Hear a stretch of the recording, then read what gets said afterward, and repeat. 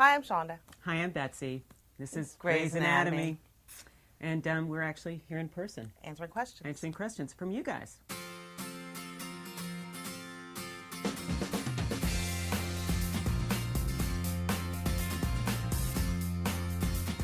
We threw this benefit to raise money, and the entire cast of both shows came out. And I don't know if you noticed, but we have a number of Broadway singing people on both shows.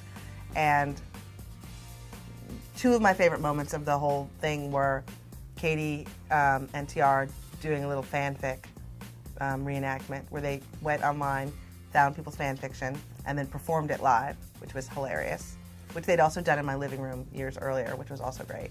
And the fan fiction was actually very... It's very raunchy. It's very raunchy. Raunchy things to write. Very rich, but it's also very gothic. Yeah. So it was awesome. It was lots of Lady Izzy Vampires and Master George, and it was fabulous. And Yeah. they were wonderful. They were really good. They were really good. That, and then Sara Ramirez stood up and sang this song called Grateful, which was just, there were so many beautiful performances that night, and it was the end of the night, and she sang the song, and like the entire cast basically cried and like enjoyed it. And it was one of those moments where we were sort of all together in a time in which we weren't necessarily having to work, but we were working because we wanted to, and it felt really good.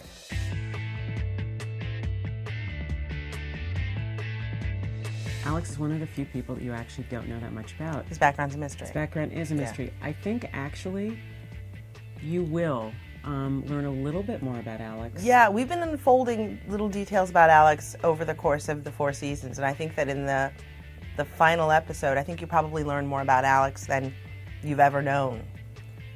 But still, there's more. We're not going to give you everything all at once. No, and Alex wouldn't give you everything all at once, so we're telling it in Alex time. I think it's great that George and Lexi have moved in together, and I do think they've got a great friendship. And the thing about George is he does like those gray girls. Yeah, I was going to say, the one thing that makes it sort of cool is that they absolutely have a great chemistry. The one thing that makes it sort of oogie is that he's already slept with her sister.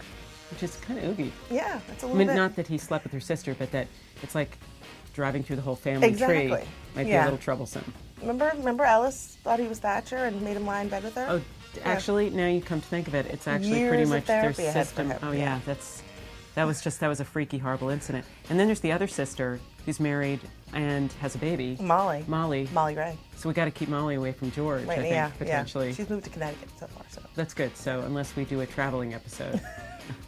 George. Which exactly. But the point being that if they were to get together, that would certainly be a hurdle they would have to overcome. The idea that George has slept with Lexi's sister.